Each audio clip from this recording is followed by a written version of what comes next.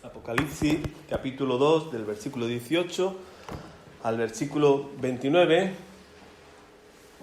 dice la palabra así: y escribe al ángel de la iglesia en Tiatira, el Hijo de Dios, el que tiene ojos como llama de fuego y pies semejantes al bronce bruñido, dice esto: yo conozco tus obras, y amor, y fe, y servicio, y tu paciencia, y que tus obras postreras son más que las primeras. Pero tengo unas pocas cosas contra ti, que toleras que esa mujer Jezabel, que se dice profetisa, enseñe y seduzca a mis siervos a fornicar y a comer cosas sacrificadas a los ídolos. Y le he dado tiempo para que se arrepienta, pero no quiere arrepentirse de su fornicación. He aquí, yo la arrojo en cama y en gran tribulación a los que con ella adulteran, si no se arrepienten de las obras de ella. Y a sus hijos heriré de muerte, y todas las iglesias sabrán que yo soy el que escudriña la mente y el corazón, y os daré a cada uno según vuestras obras. Pero a vosotros y a los demás que están en Tiatira, a cuantos no tienen esa doctrina y no han conocido lo que ellos llaman las profundidades de Satanás, yo os digo, no os impondré otra carga. Pero lo que tenéis, retenedlo hasta que yo venga.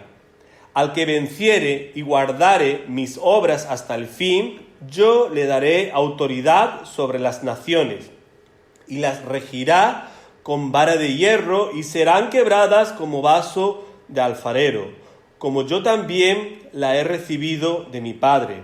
Y le daré la estrella de la mañana. El que tiene oído, oiga lo que el Espíritu dice a las iglesias. Vamos a orar. Señor, te damos las gracias por estas palabras que hemos leído de ti, Señor, de lo que tú estás hablando a nuestros corazones en esta tarde.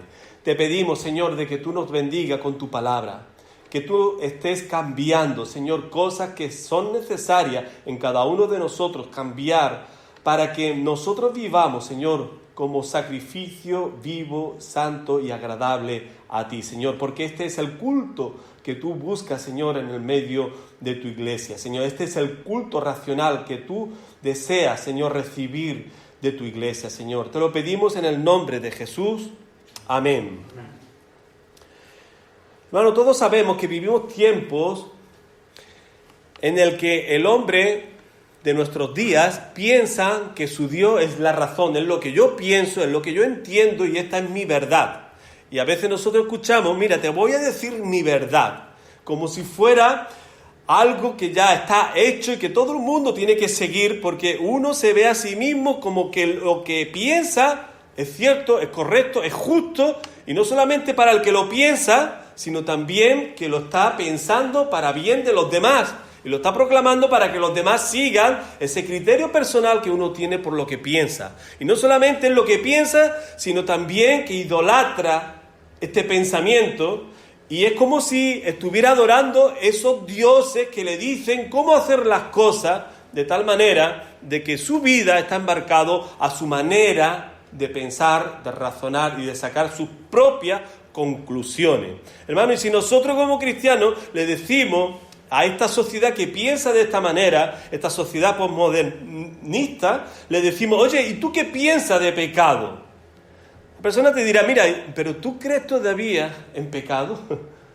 ¿Tú en el tiempo que estás viviendo, tú crees en pecado? Nos dirán que estamos chalados de la cabeza, que estamos un poco oídos de nosotros pensar y creer en el pecado. O si creen algo y han escuchado algo, que seguro que sí, pero van a decir, ¿a quién le importa al día de hoy lo que yo haga? Si está mal, y si tú le dices que es pecado, pues a mí me da igual, yo voy a seguir haciendo lo que estoy haciendo.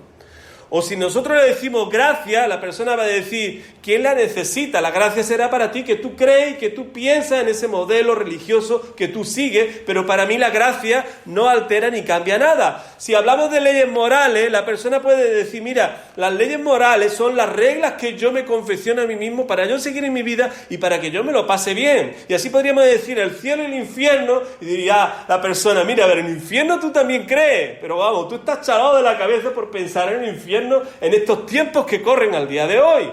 Y si le dices, bueno, ¿y qué hay después de la muerte? Pues no hay nada. La persona te dice, no hay nada, se acaba y se acabó. Por eso es que nosotros tenemos que vivir la vida como si fuera el último día, sin importar lo que tú hagas por tal de ser feliz. Lo que importa es tu felicidad y no importa lo que tú hagas para ser feliz. Hermano, esto es lo que impera al día de hoy en esta sociedad, en este mundo en el que nosotros estamos. Y se tolera muchas cosas por tal de buscar este sueño dorado que las personas tienen de hacer todo lo que sea necesario para que su vida tenga sentido para ellos mismos en esta alegría, en estas satisfacciones que se dé a sí mismo.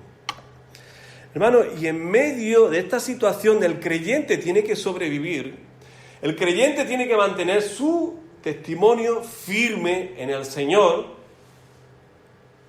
El creyente, el cristiano, no se debe de deslizar delante de estos pensamientos que a cada momento están tocando la puerta de la iglesia para que se le abra y que entren dentro.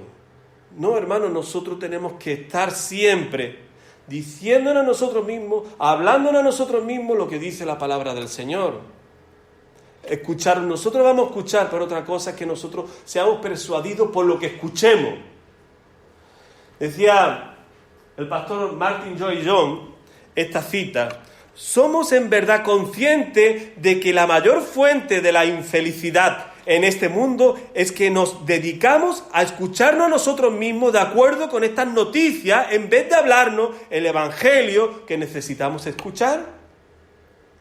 ¿Somos en verdad conscientes de que la mayor fuente de la infelicidad en este mundo es que nos dedicamos a escucharnos a nosotros mismos de acuerdo con estas noticias en vez de hablarnos el evangelio que necesitamos escuchar? Lo que está diciendo este pastor es que nosotros tenemos que escuchar la palabra del Señor, nosotros tenemos que hablar la palabra del Señor a nuestro ser interior. Porque siempre nosotros vamos a estar escuchando lo que esta sociedad piensa, lo que esta sociedad impone a veces con criterio y de una manera forzada a que nosotros le demos oído y apliquemos esos conceptos en nuestras propias vidas. Lo que nosotros tenemos que hablarnos a nosotros mismos y escuchar lo que la palabra del Señor nos dice. Hermano, me acuerdo del salmista cuando él habla consigo mismo en su estado emocional, de la manera que se sentía, porque lógicamente nosotros somos de carne y hueso y somos sensibles a lo que acontece en esta sociedad. Y el salmista dice en el Salmo 42, versículo 11, ¿por qué te abates, oh alma mía, y te turbas dentro de mí? Y después se dice a sí mismo, espera en Jehová porque aún he de alabarlo, salvación mía y Dios mío. Hermano, tú te estás hablando a ti mismo delante de esta sociedad que empuja a la iglesia a pensar como la sociedad piensa, en esta sociedad modernista, o tú estás dejando escuchar a tal punto que puedes llegar a tolerar cosas que nosotros como cristianos no debemos de tolerar. Y estoy hablando de esta palabra tolerar porque es una palabra que viene aquí en el texto que nosotros hemos leído. Y es un reproche que el Señor va a hablar a esta iglesia de Tiatira. Hermanos, vamos a adentrarnos a conocer un poco de esta ciudad que el Señor escribe esta carta. Hermano, Tiatira estaba a 60 kilómetros del suroeste de Pérgamo y era una ciudad mucho más pequeña que las demás ciudades. Curiosamente, esta carta que el Señor escribe a la iglesia en Tiatira, por ser más pequeña la ciudad, la carta es la más larga de todas las cartas que escribe a las 7 iglesias. Pero esta estaba cerca de una ruta comercial entre Pérgamo y Esmirna, por lo que era una ciudad próspera, porque era un lugar de paso de muchas personas que se dirigían a estas dos ciudades de Pérgamo y Esmirna. Así que esta ciudad de Tiatira tenía que tener una infraestructura de obreros para atender las necesidades de todo viajero que pasaba por aquí. Así que en este lugar de Tiatira había pues curtidores, sastres, alfareros, trabajaban la lina, el lino, pero una de las cosas que se destacaba más en esta ciudad de Tiatira era por la abundancia de cosecha y por la fabricación de tinte y de púrpura. De aquí nosotros conocemos a Lidia, si nosotros leemos en Hechos de los Apóstoles, en el capítulo 16, versículo 14, dice la palabra del Señor: entonces una mujer llamada Lidia, vendedora de púrpura de la ciudad de Tiatira, que adoraba a Dios, estaba oyendo, y el Señor abrió el corazón de ella para que estuviese atenta a lo que Pablo decía. Se convirtió, y no solamente ella se convirtió, sino que se convirtió toda la familia de Lidia y fueron todos bautizados.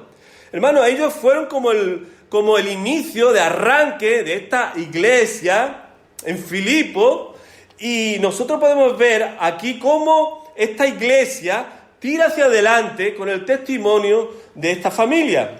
Hermano, lo que vamos ya a tratar aquí, lo que la palabra del Señor habla aquí, seguidamente, nosotros conocer brevemente el contexto de la ciudad de Tiatira, es la cualidad que nosotros siempre estamos viendo con el que el Señor habla a la iglesia y va a dar sentido a lo que va a hablar a la iglesia en Tiatira.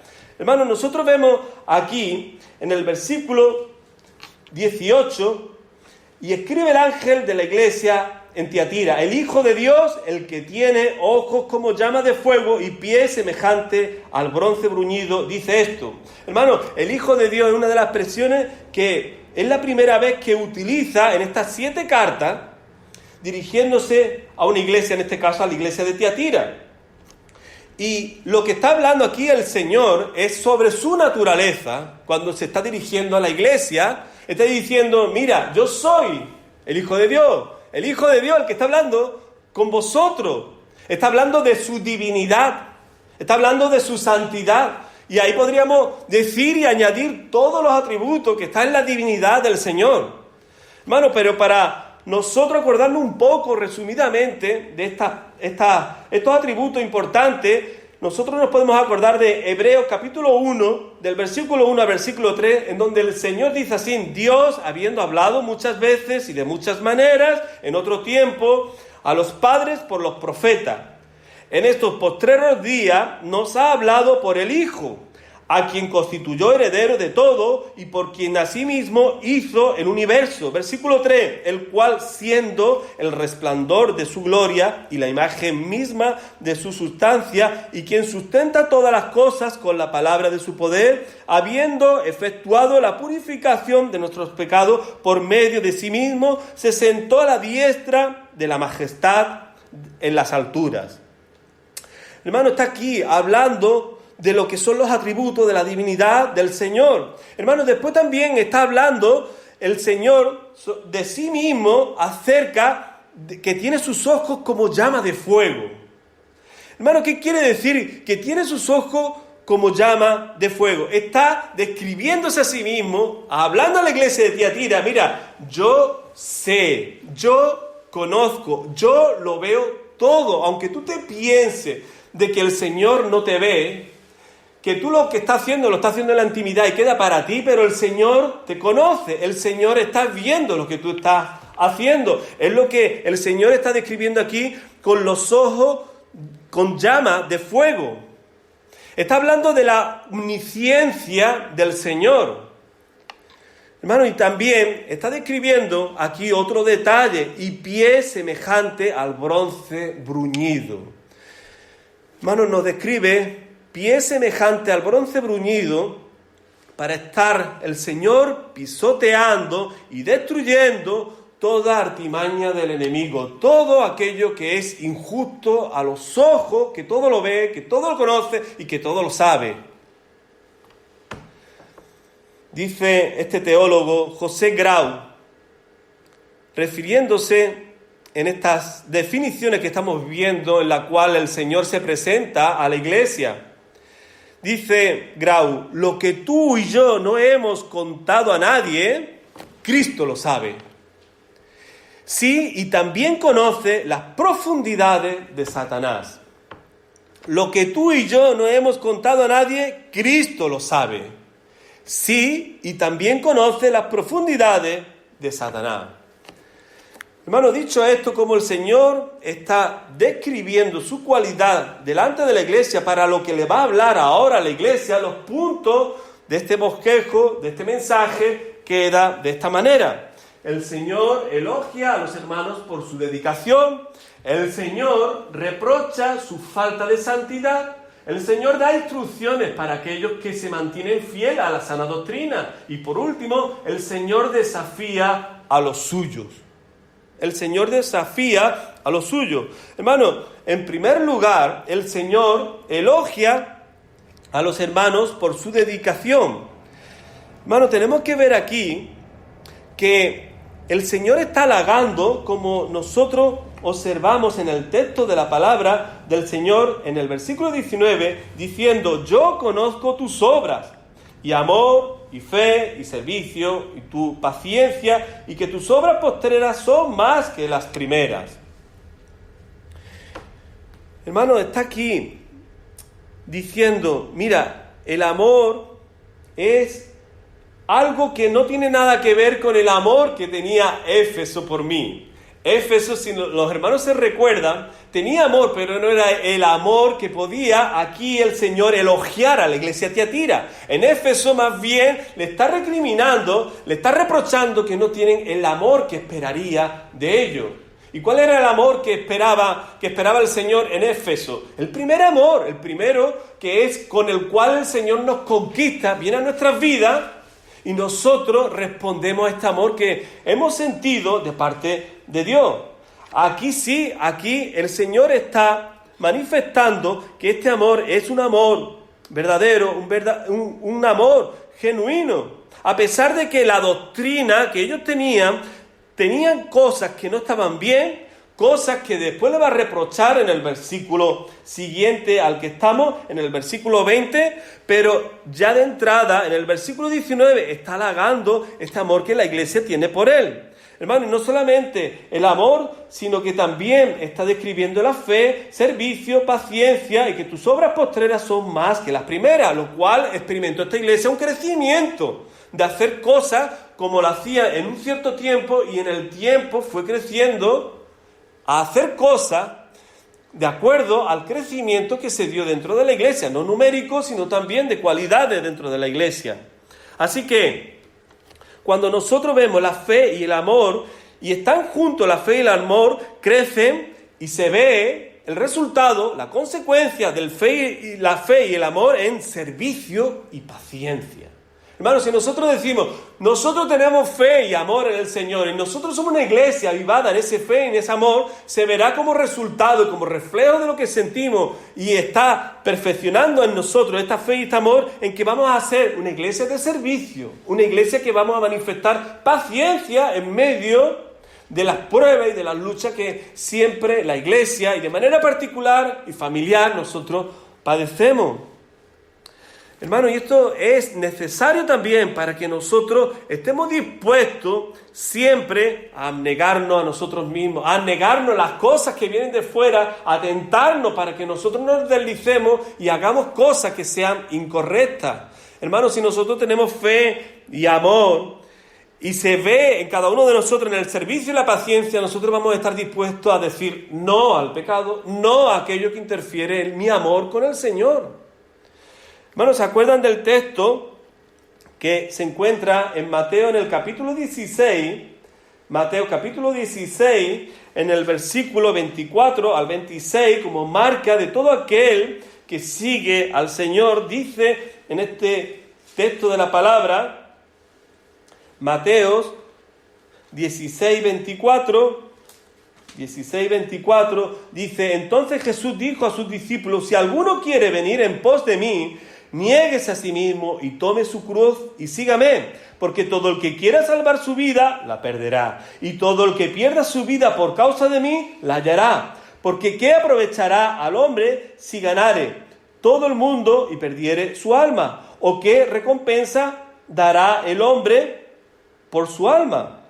Hermanos, fijaros bien que dice, si alguno quiere venir en pos de mí, niéguese a sí mismo y tome su cruz y sígame. Hermano, esto se logra cuando nosotros amamos al Señor.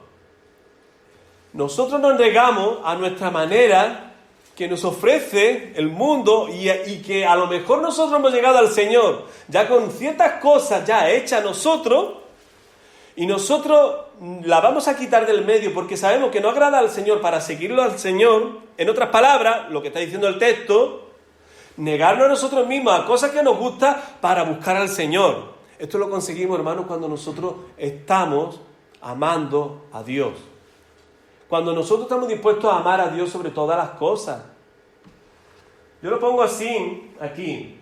Si tú no amas a Dios, difícilmente podrás negarte a ti mismo y tomar tu cruz y seguirlo.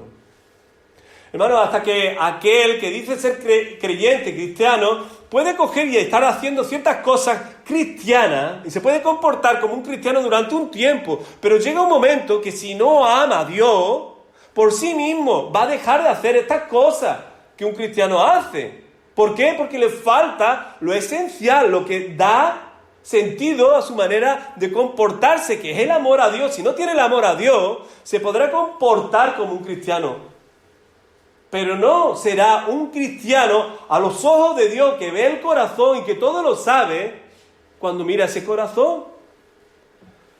Y nosotros también lo sabremos porque llegará a dejar de hacerlo.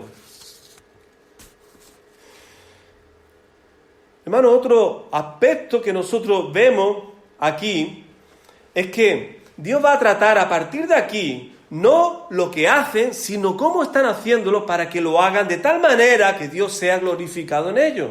Esto es lo más importante, no lo que nosotros hagamos, sino cómo nosotros lo estamos haciendo. No es lo que yo haga que me define como alguien que está como, a ver cómo lo diría yo aquí, como mostrando que uno es cristiano por lo que está haciendo. No. Si Dios está mirando nuestro corazón, aunque tú hagas las cosas de manera correcta y de manera que estés simulando y mostrando que eres un cristiano o cristiana, hermano, si realmente tu corazón no está amando al Señor, lo que Dios mira es cómo tú lo estás haciendo, no lo que estás haciendo. Al Señor le interesa más el cómo que lo que tú haces. Al Señor le interesa más cómo lo estás haciendo que lo que estás haciendo. A lo mejor a nosotros nos encanta lo que vemos y nos conformamos con lo que vemos, pero Dios no tiene puesto su mirada en lo que nosotros estamos haciendo, sino en cómo lo estamos haciendo. Eso es lo que realmente cuenta para el Señor, el cómo, no el que lo haga. Porque si lo hacemos y nuestro corazón no está haciendo, no está incluido ahí, el Señor no lo recibe. Hermano, siguiente punto, el Señor reprocha su falta de santidad. El Señor reprocha su falta de santidad. Hermano, y el problema en el que el Señor se basa para decir cuál es el problema, es el espíritu que reinaba en medio de esta iglesia y que perjudicaba la santidad de la iglesia en este tiempo. Y este nombre se llama el nombre de Jezabel. Hermano, si queremos saber de Jezabel, de esta mujer, nos podemos ir a Primera de Reyes, capítulo 16, leer del versículo 31 al versículo 33, capítulo 21, versículo 25, y también en Segunda de Reyes, en el capítulo 9 y del versículo 30 al 37, podemos ver el desarrollo de la historia de esta mujer que se llama Jezabel. Pero hermano, la historia nos cuenta de que esta mujer era esposa del rey Acab, quien se había casado con la princesa de Sidón, que era Jezabel. Hizo a Acab a adorar a dioses paganos de Baal y a la diosa Asera, y a que construyera un templo y una imagen sagrada. Todo esto fue algo bien trabajado, bien persuasivo por parte de Jezabel para convencer al rey Acab para que cayera en sus brazos, no solamente físicamente, sino emocionalmente, sentimentalmente, y estuviera saliendo de todo lo que el rey Acab conocía para servir a los Baales, para servir a todo aquello que traía consigo Jezabel. Hermano, esta mujer, este espíritu, estaba reinando en el medio de la iglesia de Tiatira. No se llamaba Jezabel esa persona, pero hacía las mismas cosas que Jezabel. Lo cual el Señor está diciendo, mira, tenéis una Jezabel como en el tiempo de Reyes, la tenéis ahí entre vosotros y está enseñando, es una profetisa que está enseñando y está instruyendo y está persuadiendo a la iglesia para que entrara en relaciones sexuales ilícitas en los templos paganos y para que comiera en ellos alimento que había sido sacrificado a los ídolos y muchas otras cosas que el Señor desaprobaba. Así que el Señor está aquí reprochando a la iglesia a que tome medida en contra de la mentira que estaba apoderándose del medio de la iglesia. Hermano, nosotros como iglesia siempre tenemos que hacer honor a la verdad. Nosotros tenemos que estar aquí y nosotros queremos la verdad de la palabra. ¿Por qué? Porque la verdad de la palabra es la que me enseña, me instruye y me ayuda a acercarme y a sentirme cerca de la presencia de Dios, a tener comunión con Dios. Hermano, Juan, el Evangelio de Juan, capítulo 8, versículo 32. Y conoceréis la verdad y la verdad os hará libre. Hermano, esta es la verdad que nosotros debemos de perseguir y buscar para nosotros. Hermano, hay una cita que yo vi que me gustó y la tenemos aquí en la pantalla. Dice, la mentira es agregarle o quitarle a la verdad lo que ésta no dice de sí misma. La mentira es agregarle o quitarle a la verdad lo que ésta no dice de sí misma. Hermano, cada vez que nosotros añadimos a la verdad algo, ya deja de ser verdad, porque nosotros estamos adulterando esta verdad con cosas que ya no es. Y si le quitamos a la verdad alguna palabra, hermano, ya también deja de ser la verdad, puesto que estamos quitando de la verdad algo que si nosotros vamos a leer toda esa frase o todo ese texto y le está faltando algo, hermano, ahí ya nosotros estamos viendo de que ya deja de decir lo que inicialmente estaba expresando ese texto. Así que, hermano, la iglesia del Señor busca siempre que la verdad sea expuesta y sea expuesta con toda la santidad y reverencia y con toda la solemnidad que merece para que el Señor sea Señor en medio de su iglesia. Hermano, y nosotros podemos ver aquí que el fin que persiguen los seguidores de Balaam, los nicolaitas, cuando nosotros vimos también a los nicolaitas en las demás iglesias que nosotros estudiamos, y de Jezabel aquí, era engañar al pueblo de Dios, convenciéndolo de que adopte un estilo de vida que le permitiera ser aceptado en el mundo y seguir siendo miembros de la iglesia. Hermano, esto se puede ver también al día de hoy. La sociedad, como decía antes, está pegando a la puerta para que le abramos la puerta y para que haya una buena asociación entre lo que nosotros creemos y seguimos por fe en el Señor, con lo que también el mundo quiere decirnos que se puede convivir ciertas cosas juntas y podemos seguir para adelante. Hermano, y esto es como si fuera, pues, seguir al Señor a media. Porque en el momento de que nosotros seguimos al Señor y yo ya estoy dándole espacio a ciertas cosas que no son de Dios, yo ya estoy caminando con la mentira, yo ya estoy adulterando la verdad y deja de ser la verdad la que se predica en medio de la iglesia.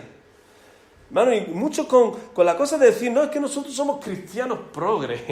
Nosotros somos personas que estamos viviendo en una sociedad que necesita de nosotros y que nosotros debemos de estar en medio de estos momentos. Hermano, pero esta no es la manera. Esto sería servir tanto a la verdad como a la mentira. Y nosotros solamente somos de seguir a la verdad. Nosotros no podemos darle cancha a la mentira en medio de la iglesia.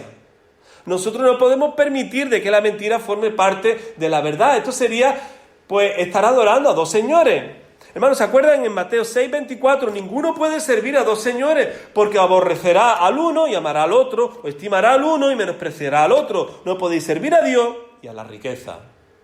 Santiago 4, versículo 4. Oh almas adúlteras, ¿no sabéis que la amistad del mundo es enemistad contra Dios?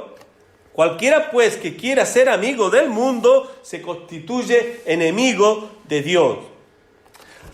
Hermano, nosotros tenemos que seguir la verdad y hacer honores a la verdad. Esta iglesia se dejó llevar por lo que esta profetisa estuvo enseñando y empezó a mezclarse la verdad con la mentira. Hermano, nosotros tenemos que ser celosos de lo que la palabra del Señor nos dice y obedecer y vivir en la obediencia en el Señor. Hermano, dice este texto de la palabra: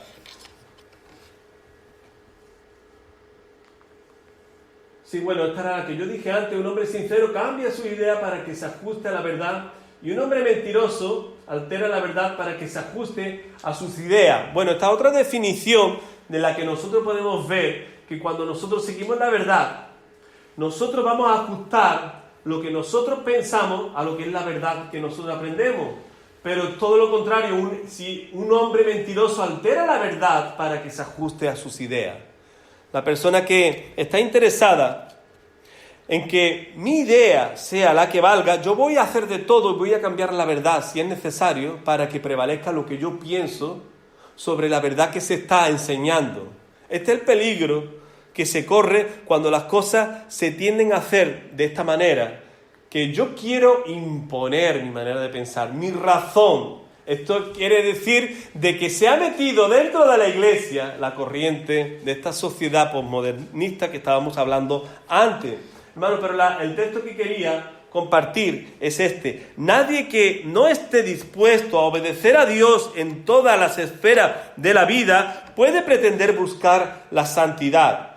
La santidad que se describe en la Biblia nos pide que hagamos algo más que simplemente separarnos o apartarnos de la contaminación moral del mundo que nos rodea. Nos pide obedecer a Dios aun cuando esa obediencia nos resulte costosa o requiera un sacrificio consciente e incluso exposición al peligro. Nadie que no esté dispuesto a obedecer a Dios en todas las esferas de la vida puede pretender buscar la santidad. La santidad que se describe en la Biblia nos pide que hagamos algo más que simplemente separarnos, apartarnos de la contaminación moral del mundo que nos rodea.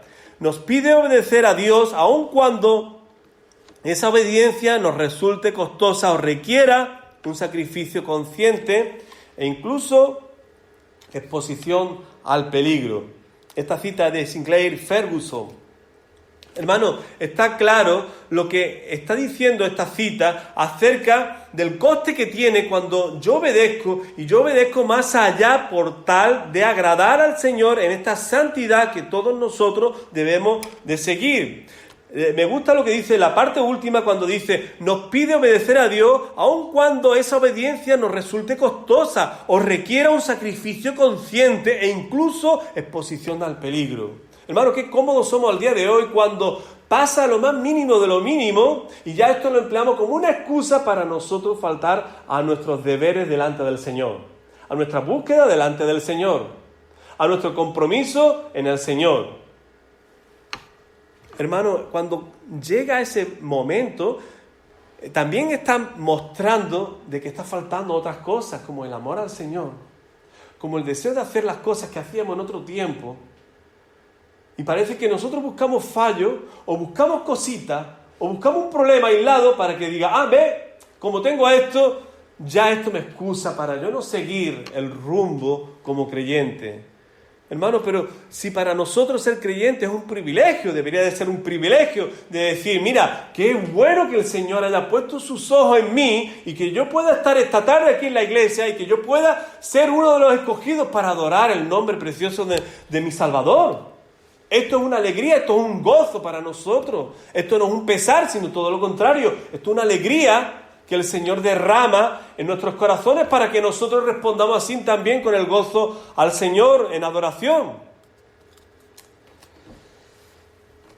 Siguiente punto, el Señor da instrucciones para aquellos que se mantienen fiel a la sana doctrina. En el versículo 24, versículo 25, pero a vosotros y a los demás que están en Tiatira, a cuantos no tienen esa doctrina y no han conocido de lo que ellos llaman las profundidades de Satanás, yo os digo, no os impondré otra carga, pero lo que tenéis, retenedlo hasta que yo venga.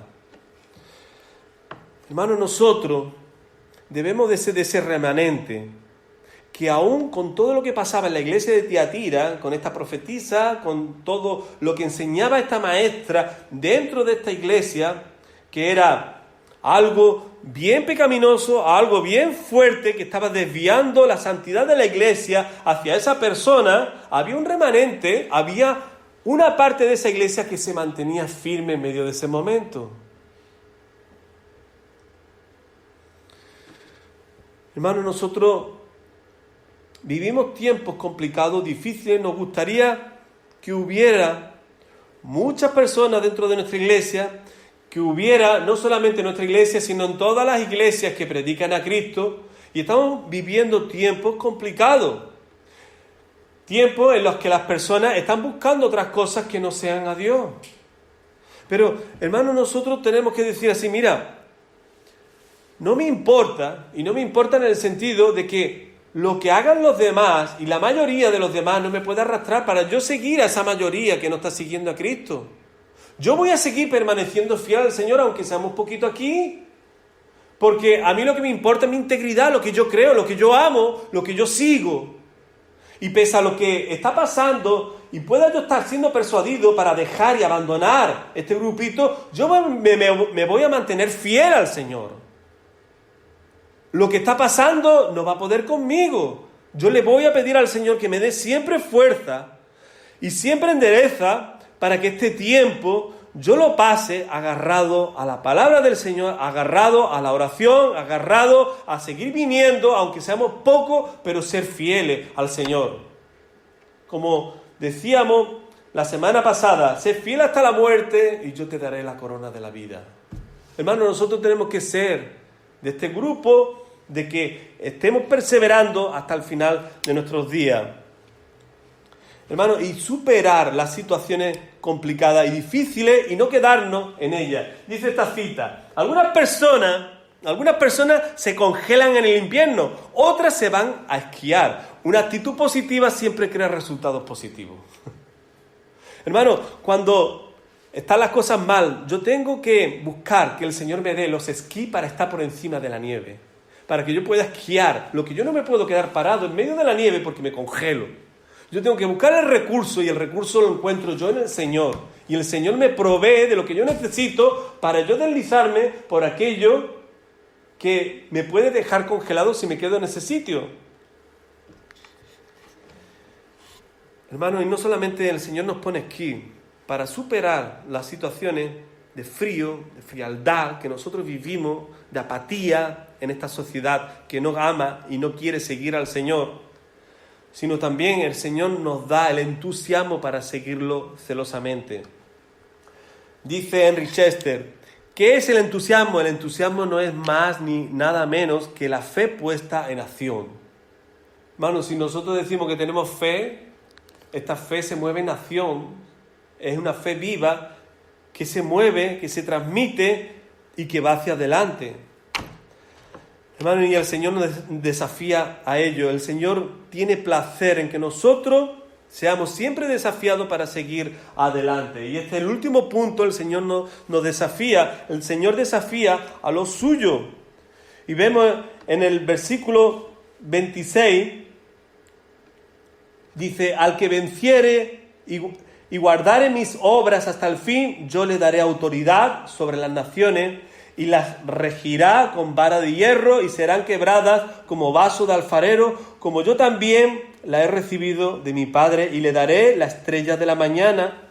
El que tiene oído, oiga lo que el Espíritu dice a las iglesias.